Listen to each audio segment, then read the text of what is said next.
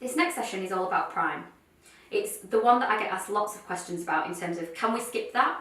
Do I really need to do it? I don't think I can see any difference. Is there any difference using a primer? My answer to that is yes, there is. It's a really important step, and to get the best results from your makeup, you really need to put this step in, and these first 3 steps are the most important to keeping your makeup lasting. So it's like painting a wall. If you had a wall freshly plastered, ready to paint, you wouldn't just firstly use your top coat straight off.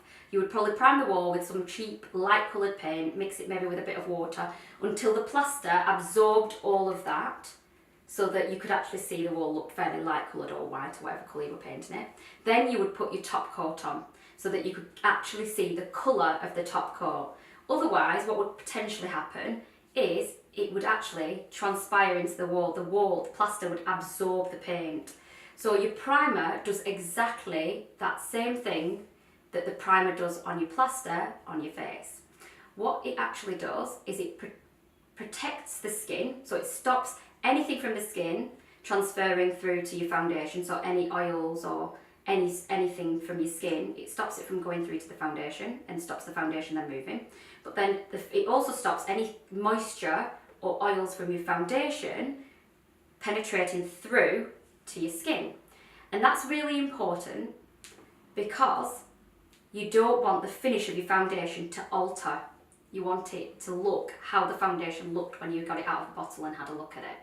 There's lots of different types of primer out there. The minimum that you want a primer to do is to mattify and to make your makeup last.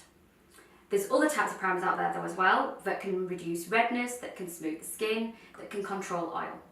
So I'm going to show you how to test your current primer. So with the steps that we've already taken and with the steps that you'll watch in the next sessions, you can just use your primer, your existing one, in between and see what happens. If by 4 or 5 o'clock your makeup's all over the place, it's not stayed in place, it's probably not doing what it should be.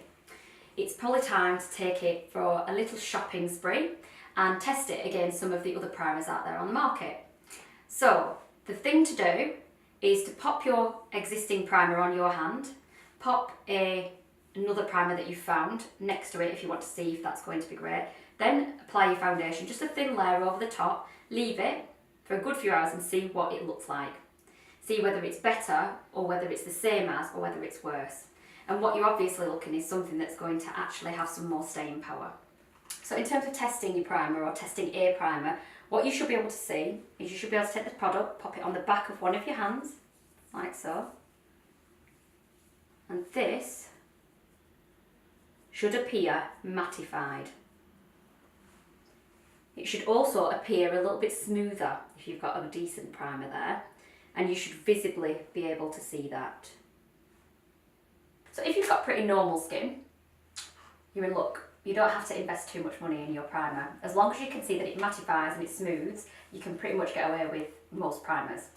However, if you've got a different skin type and you've got some oils and you've got dryness, it's a little bit more concerned, it's got different concerns at different times of the year, then my suggestion is to spend that little bit more to make it really work and make your skin look as smooth as possible and really put that barrier in place before you get to your foundation. So now I'm going to show you how and where to put your primer. If you start by taking a good amount on your finger, like a good pea-sized amount, start down the nose and work your way down the cheeks and just pop a little bit on the forehead, and then start to slide your hand, the flat of your hand, across your cheeks. Like so, and then down cheeks to the jawline, down the chin. I'm using the side of my hand because there's some excess product there. And then across the head, like so. Getting everywhere that you possibly can, even up into the hairline, up to the hairline. And then definitely underneath the bottom lash line. Because when you come to applying your concealer, you want that area to look really, really smooth. And then you're going to do exactly the same on the other side, like so.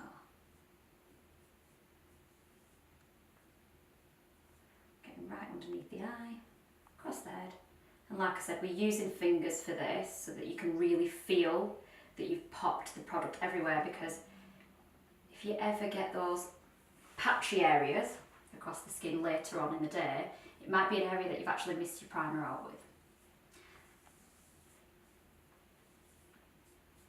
Like so.